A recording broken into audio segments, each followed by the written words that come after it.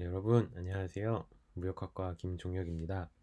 음, 오늘은 2주차 강의 동영상을 올려드리기 위해 다시 녹화 버튼을 눌렀습니다. 코로나 바이러스 사태가 조금씩 진정이 되고 있는 것 같지만 아직도 대면 강의를 실시하기에는 무리가 많이 있는 것 같아요. 우선 학교는 4월 6일까지, 4월 5일까지죠. 4월 5일까지 비대면 강의를 실시한다고 발표를 했고요. 4월 6일 날 등교를 목표로 한다고 본부 측에서는 말씀을 하셨지만 사실 쉽지 않은 것 같아요. 어떤 식으로 사태가 이제 진전이 될지 추이를 잘 지켜봐야 할 것 같습니다. 어, 잠시만요. 네, 됐습니다. 네, 국제통상정책 관련된 강의를 여러분은 듣고 계십니다. 본격적인 첫 주차 강의는 기본적인 통상정책에 대한 소개예요. 그래서 사실 PT 자료를 여러분들이 개별적으로 읽어보시는 것만으로 충분히 이해를 다 하실 수 있는 내용입니다. 너무 무책임하죠. 그래서 간략하게 각 페이지마다 코멘트를 이렇게 영상으로 남겨드리는데 사실 큰 도움은 아마 안 되실 거예요. 그냥 한번 쭉 읽어보시면 그냥 5분에서 10분 정도 읽어보시면 다 이해가 되시는 내용입니다. 중요한 지점들 몇 개만 짚어드리고 앞으로 15주 동안 함께하게 될 이 국제통상 정책 관련된 내용 중에서 우리가 중요하게 머릿속에 집어넣고 가야 될 부분들 위주로 설명을 드리겠습니다. 빨리 하면 좋겠죠. 제가 온라인 강의가 본격적으로 정책적으로 시작이 되고 나서 많이 또 공부를 했어요. 근데 대학생들조차 그 소위 말하는 인터넷 강의에서 집중할 수 있는 시간이 평균적으로 20분에서 25분 내외라고 하더라고요. 충격적인 연구 결과였습니다. 그래서 동영상 강의를 절대 그 이상으로 제작하지 않으리라 마음먹고 있습니다. 그 이상 영상이 길어지면 고문이 시작되는 거겠죠. 이 PT 자료의 기본적인 목표는 아주 간단합니다. 국제 통상 정책이라는 것은 다른 우리가 경제학 베이스 수업 시간에 공부하는 다른 정책들과는 조금 성격이 다르다는 것. 이렇게 얘기하면 뭔가 엄청난 게 있는 것 같지만 별게 아니에요. 굉장히 복합적이고 융합적인 성격이다 라고 한마디로 정의할 수 있습니다.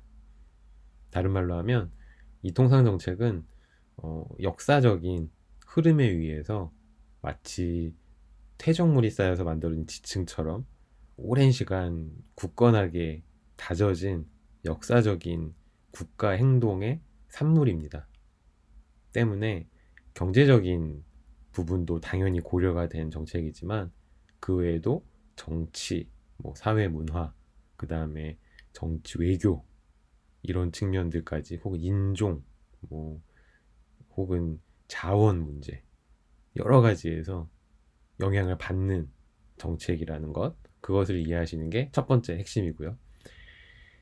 두 번째 핵심은 그렇게 역사적으로 쌓여온 국제통상 정책이라는 어떤 하나의 특수한 외교 정책 혹은 경제 정책은 크게 두 가지 사조 혹은 두 가지의 큰 기둥 위에 만들어져 있다는 것입니다. 하나는 국가의 어떤 개입을 최소화하는 자유주의적인 통상 정책이 있고요. 다른 하나는 국가가 적극적으로 개입을 해서 양국 간에 발생하는 교역이라든가 금융의 흐름이라든가 인적 자원의 흐름을 적절하게 통제해서 그 국가의 국익을 극대화한다는 보호주의적인 통상정책 이렇게 두 가지가 있습니다. 보통 경제학자들은 크게 이렇게 두 가지로 정리를 굉장히 러프하게 합니다. 그렇다면 자유주의적인 통상정책은 굉장히 쉬워요. 이해하기가. 여러분들이 익히 잘 알고 있는 리카르디안 모형. 혹은 클래시컬 모형, 혹은 핵쇼올림 모형, 이런 게 전부 다 기본적으로는 자유주의적인 통상정책 위에서 만들어진 국제경제 이론이라고 이해하시면 됩니다. 현실은 그렇지가 않죠. 현실은 굉장히 다양한 보호주의적인 통상정책들이 발생을 하고 있어요. 그래서 보호주의 통상정책이 아주 대표적인 예인 스무트 홀리법에 대해서 간략하게 살펴볼 생각입니다. 여기까지 이해하시면 통상정책이 무엇이고 우리가 앞으로 이번 학기 내내 어떤 것을 공부하게 될지 대략적으로 파악하실 수 있으실 겁니다. 제 얼굴이 너무 크게 나오죠. 근데 이 화면을 더 이상 줄일 수가 없어요. 저도 제 얼굴 보기 싫은데 어쩔 수가 없어요. 죄송합니다. 저는 경제정책을 공부하는 경제학자입니다. 때문에 국가가 그 나라 시민들의 개개인의 행복을 극대화시킬 수 있는 다양한 경제정책을 어떻게 구현하는가, 이것이 저에게 있어서는 가장 큰 흥미거리예요. 경제정책이라는 것은 기본적으로 국가 혹은 정부라는 하나의 독립적인 경제주체가 시장에 개입하는 행위를 얘기합니다. 시장이 언제, 어떻게, 그리고 왜 개입하는지에 따라서 그 경제정책이 가지는 정당성 여부, 그리고 효율성 여부가 판가름 나게 되는 거죠. 일반적으로 우리는 경제학 원론 수준에서 정부가 시장에 개입할 때에는 반드시 시장 실패라는 전제 조건을 가지고 있어야 한다고 배웠습니다. 즉, 시장은 가격이라는 매개체를 통해서 가장 효율적으로 자원을 배분하는 장치 혹은 환경이라고 우리가 배웠잖아요. 근데 어떤 특수한 상황 하에서는 단순히 공급자와 수요자, 소비자, 이 두 경제 주체만으로 완벽한 시장의 효율성이 달성되지 못하는 경우가 많이 있어요. 이런 것을 시장 실패라고 하죠. 때문에 시장이 실패할 경우 그 전 경제 전체의 후생을 더 높일 수 있는 여지가 있기 때문에 정부가 개입할 수 있다라고 얘기를 합니다. 그때 행하는 여러 가지 정부의 행위들이 모두 포괄적으로는 경제 정책에 들어갑니다. 그렇다면 일단 시장에 개입하기로 마음먹은 정부 입장에서는 어떤 목적을 가지고 들어가야 될 거 아니에요. 그 어떤 목표 혹은 정부가 원하는 지향점, 그것을 우리는 정책 목표라고 하는데, 이 수업 시간에는 아주 기본적으로 모든 정부의 정책 목표는 그 나라의 경제적인 후생을 극대화하는 것이다 라고 정의가 아니라 가정을 하고 들어갈 겁니다.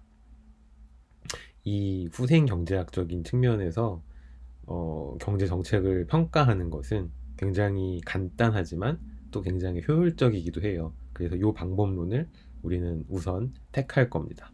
나중에 어떤 식으로 분석하는지는 같이 해볼 테니까 너무 걱정하지 않으셔도 돼요. 어떤 목적을 가진 정부라는 경제주체가 시장에 들어오는 순간 이 정부는 여러 가지 행위들을 하게 됩니다. 그 행위를 어떤 방식을 통해서, 어떤 도구를 통해서 할 것인가, 여기서 정책의 수단이 판가름 나게 되는 거죠. 정책의 수단은 굉장히 여러 가지가 있습니다. 저 같은 경우에는 거시경제를 공부하는 거시경제학자이자 거시경제 정책을 공부하는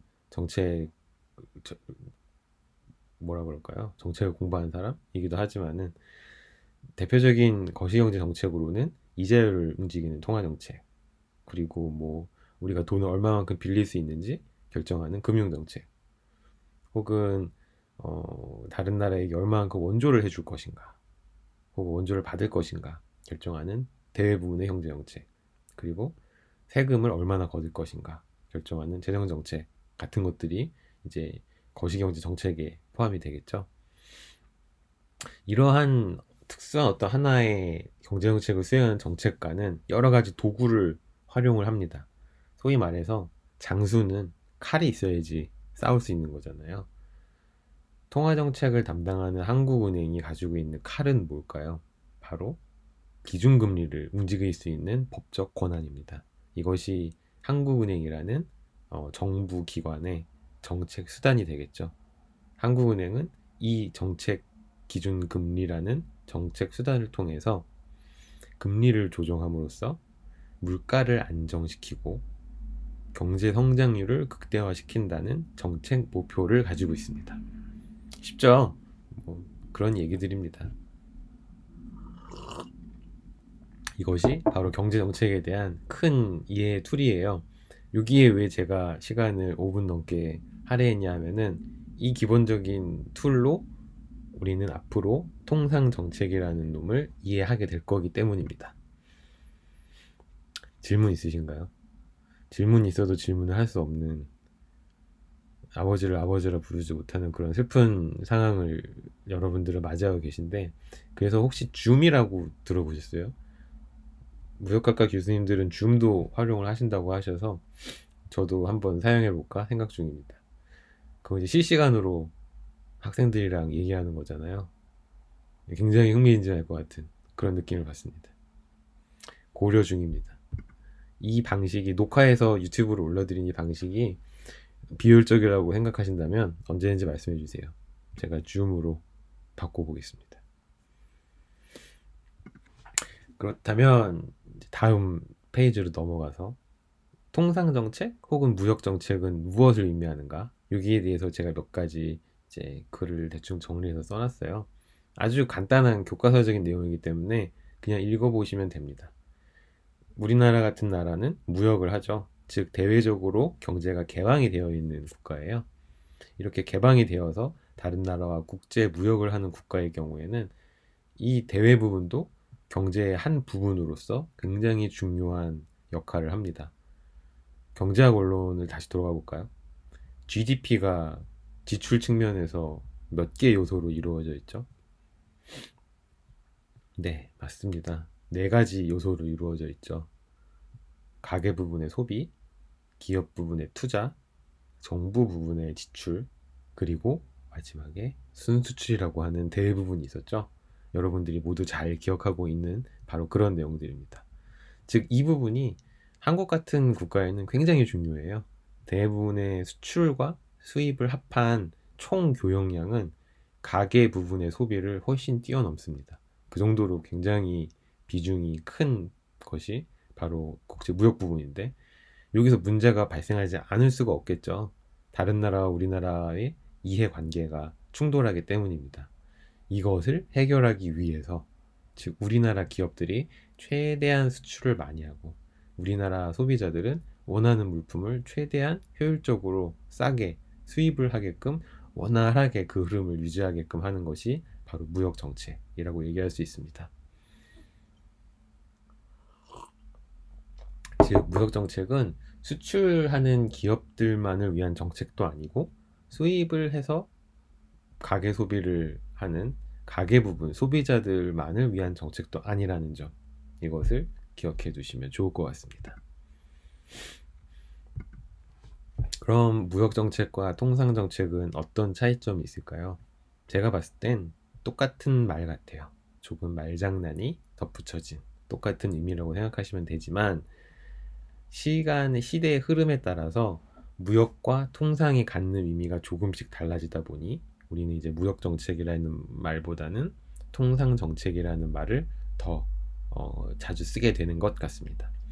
무역은 그야말로 재화나 서비스의 국가 간의 이동, 거래만을 뜻하지만은 우리가 국제 통상이라고 얘기하는 것은 조금 더 복합적인 의미를 지닌다고들 경제학자들은 얘기를 하죠.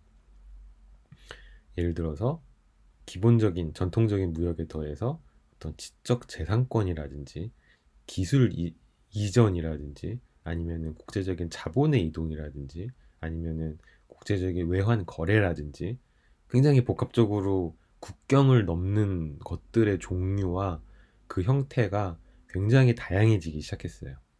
이 모든 것을 포괄적으로 묶어서 한꺼번에 관리하는 어떤 정책이 있을 수 있겠죠. 그것을 바로 통상 정책이라고 얘기한다는 겁니다. 쉽죠? 어렵지 않습니다. 그래서 통상 정책은 국제 기구의 개입 같은 것을 굉장히 용인을 해줘요. IMF라든지 아니면 뭐 UN이라든지 WTO라든지 이런 국제 기구들이 나라와 나라 간의 어떤 교역 행위에 대해서 깊게 개입을 하고, 혹은 나라와 나라 혹은 다국가 간의 어떤 협상을 통해서 FTA 같은 새로운 어떤 교역의 흐름을 만들어내는 것까지 포함하는 것이 바로 통상 정책입니다.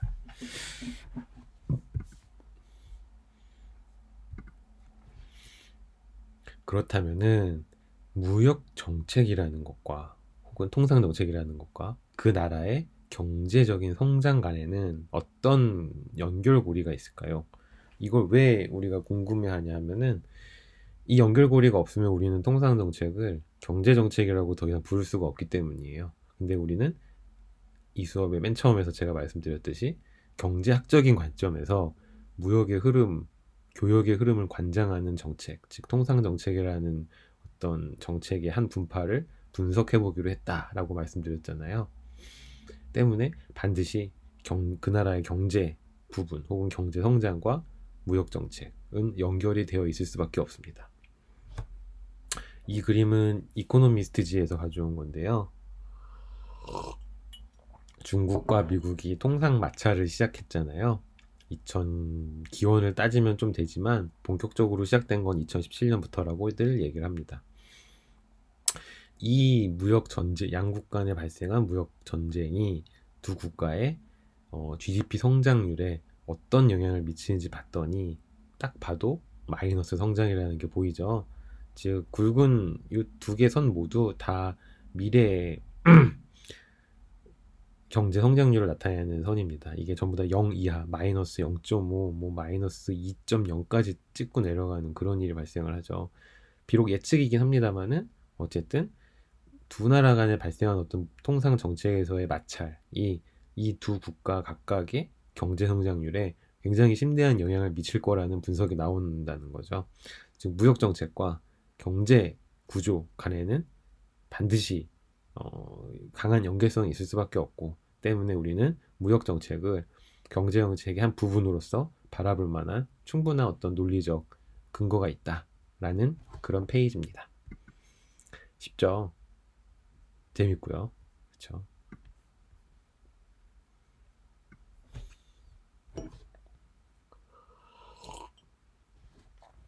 이 페이지는 무역과 통상을 한번 구분을 해보자는 건데요. 크게 뭐 중요한 얘기는 없습니다. 상품의 거래에 국한하지 말고 유형과 무형의 모든 국가 간의 이동, 우리는 리소스 혹은 자원이라는 놈을 훨씬 광범위하게 정의 내릴 수 있는 시대에 살고 있잖아요. 여러분이 가지고 있는 지식도 국가 간에 이동이 된다면 통상의 범위에 들어오는 겁니다. 그것이 시장에서 가치가 매겨지지 않는다고 하더라도요. 예를 들어서 우리 교실에 중국인 학생분들이 계시잖아요. 한국에서 공부를 하고 있습니다. 이것은 중국 입장에서는 그들이, 즉 중국인 학생분들이 다시 중국으로 돌아가서 활동을 한다는 전제 하에서는 해외에 투자하는 개념이 될 거고요. 가서 한국이라는 선진국에 가서 많은 것을 배워갖고 와라. 그래서 중국이라는 나라로 다시 돌아와서 그 지식을 발휘해다오 라고 하는 그런 해외 투자의 개념이 될 수도 있고요. 한국 입장에서는 똑똑한 중국인 학생들을 받는다는 것은 인적 자원의 수입이라고도 볼 수 있습니다. 장학금 주고 우리 학교 와서 공부를 제발 해다오. 그래서 훌륭한 연구 결과를 내다오. 그러면 우리 학교는 발전을 할 것이고 우리 학교가 속해 있는 한국도 발전을 할 것이기 때문이다. 우리 입장에서는 뛰어난 중국인 학생들을 받는 게 그래서 굉장히 중요한 또 목적이 될 수 있는 거죠. 이런 것까지 포함하는 것을 이제 국제통상이라고 하자는 겁니다. 국제무역에는 아마도 포함이 안 될 거예요. 이러한 제가 방금 든 예는. 때문에 무형의 어떤 생산 요소의 이동, 그리고 그들이 가지고 있는 기술이라든가 지식의 국가적인 이전, 혹은 뭐 금융이라든가 자본의 이동까지 포함하는 모든 종류의 국가 간의 자원의 이동, 이 모든 것이 국제 통상의 범위 안에는 들어가고, 때문에 이것들을 컨트롤하는 어떤 정부의 여러 가지 정책들은 전부 다 국제통상 정책에 들어갈 수 있다는 그런 얘기입니다. 쭉 읽어보세요. 한번 읽어보시면 이해 안 될 내용들은 없습니다.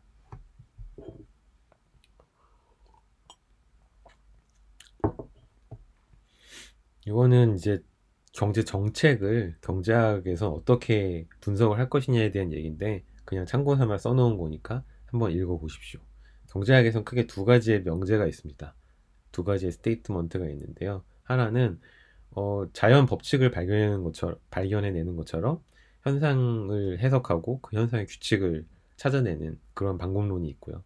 두 번째는 어떠한 특수한 경제적인 행위가 불러올 만한 어떤 파급 효과를 예측하거나 분석을 하고 그래서 무엇이 더 나은 행위인지를 랭킹을 내거나 평가를 하는 그런 방법론이 있습니다. 경제 정책 같은 경우에는 보통 후자의 방법론에서 많이 논의가 된다는 점, 그것에 대해서 지금 이 페이지는 얘기를 하고 있는 거고요. 그래서 뭐 통상정책 같은 경우에는 항상 찬반 양론이 뜨겁습니다. 트럼프가 뭐 우리나라에게 어떤 통상정책을 행한다 했을 때 반드시 반대하는 세력이 있어요. 모두가 찬성하는 그런 통상정책은 웬만해서는 찾아볼 수가 없습니다. 왜냐하면 그것은 맞냐 틀리냐의 관점에 맞냐 틀리냐 사실이냐 사실이 아니냐라는 관점보다는 옳으냐 그르냐 혹은 효율적이냐 비효율적이냐 약간 이쪽 기준에서 판단이 되거든요. 때문에 통상 정책은 항상 논란의 여지가 많은 정책이고 여러분들이 판단을 할 수 있는 개입의 여지가 존재하는 정책이라는 점을 반드시 기억을 해주시기 바랍니다.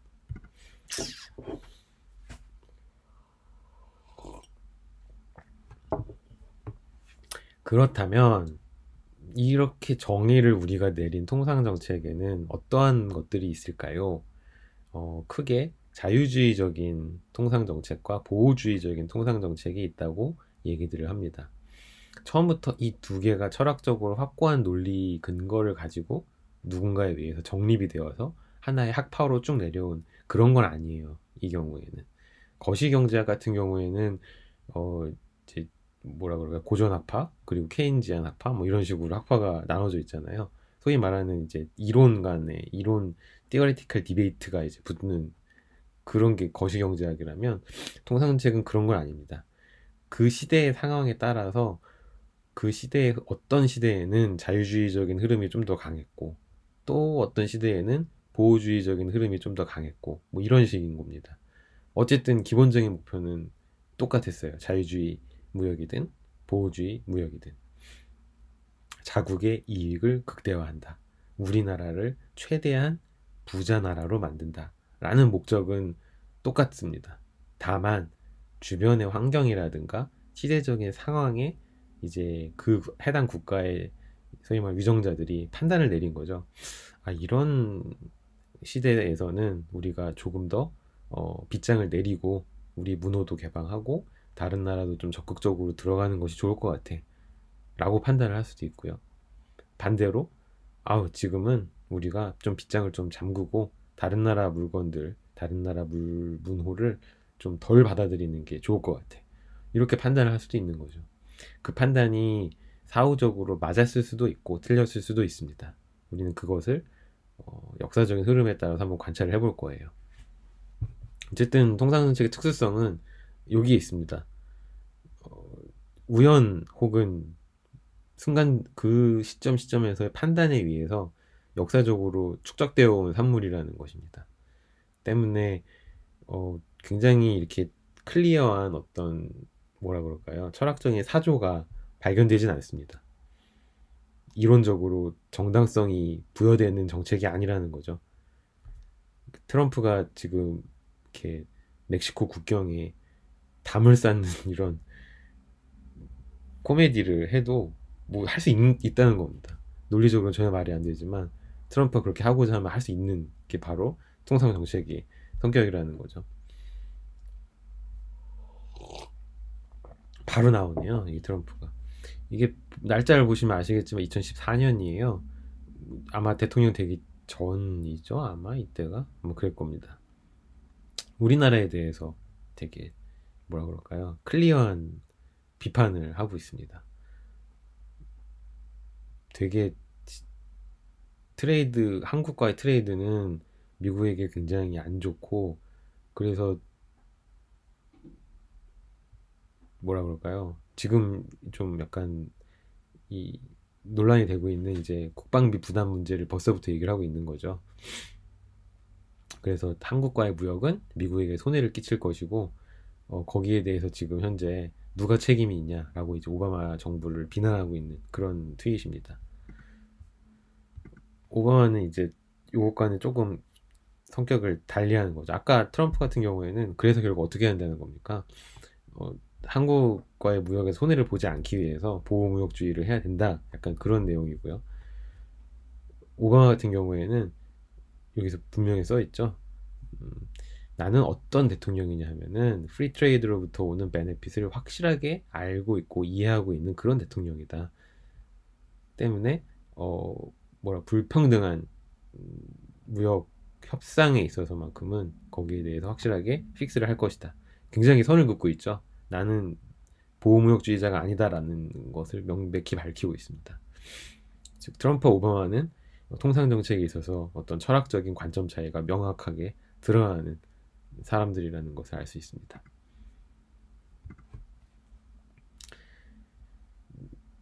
여기까지만 얘기하고 잠깐 이 동영상은 마무리 짓도록 하겠습니다. 너무 천천히 나간다고 걱정하시는 분들이 있는데 걱정하지 마세요. 좀 덜 배우면 어때요? 코로나 바이러스 안 걸리는 게 맞죠. 좀 덜 배우고 좀 비워내는 것도 나쁘지 않습니다. 너무 이렇게 급하게 먹으려고 그러면 체해요. 조금만 먹는 것도 좋은 방법입니다. 통상정책의 성격이 이제 명백하게 드러나는 거죠. 경제정책이기도 하지만 왜 경제정책일까요? 자국의 산업을 보호하고 해외 시장을 적극 공략해서 자국의 어떤 이익을 극대화하기 위해서 서포트를 해주는 게 통상정책이거든요. 때문에 당연히 경제정책적인 성격을 가집니다. 근데 이와 함께 다른 나라와의 외교적인 관계도 반드시 고려해야 돼요. 우리나라와 미국은 최우방 국가죠. 그래서 미묘합니다. 트레이드로 싸우려고 해도 그렇게 심하게 싸울 수 없는, 그냥 얼굴 붉히는 선에서 마무리돼야 되는, 딱이 한 대 때리는 선에서 그냥 에이 형이 미안해 잘못했어 아니에요 제가 뭐 생각이 짧았죠 이렇게 될 수밖에 없는 게 한국과 미국 간의 경제 관계거든요. 이제 외교적인 특성이 있는 거죠. 하지만 중국과 미국은 머리끄댕이를 붙잡고 싸울 수 있는 거리가 있기 때문에 지금까지 몇 년 동안 계속 싸우고 있었고요. 그리고 국내 안에서도 통상정책은 딜레마에 사로잡힐 때가 되게 많습니다. 이게 이제 우리가 앞으로 재밌게 살펴볼 내용 중에 하나인데요. 국내 안의 수요도 갈릴 수가 있다는 거죠. 어떤 산업은 우리 너무 힘듭니다. 보호 좀 해주세요. 요즘 같은 시대에는 뭐가 있을까요? 섬유산업 혹은 뭐 중공업 이런 게 좀 있겠죠. 좀 약간 사양화되고 있는 그런 산업들은 정부의 보호가 반드시 필요해요. 그래야지 직원들을 해고하지 않을 수 있거든요. 근데 어떤 산업, 예를 들어서 반도체 산업 혹은 현대자동차의 자동차 산업 이런 것들은 해외로 뻗어나가고 싶어 합니다. 가파르게 성장하고 있는 중이거든요. 이런 산업들은 자유주의적인 통상 정책을 요구하겠죠. 즉, 한 국가 안에서도 통상 정책에 대한 수요는 갈릴 수가 있다는 점. 소비자와 생산자 간의 이해관계가 상충할 수 있고, 사양 산업과 번창하는 산업 간에도 이해관계가 상충될 수 있다는 점이 통상 정책을 조금 더 복잡하게 만드는 부분이라고 할 수 있습니다. 재밌죠? 이런 것들을 앞으로 조금씩 더 공부해 볼 생각입니다. 30분이 됐으니까 여기서 한번 동영상을 끊고 가겠습니다. 여기까지 공부를 하시고 다음에 제가 동영상 올려드리는 것을 그 다음에 또 계속 공부를 해보도록 하시죠.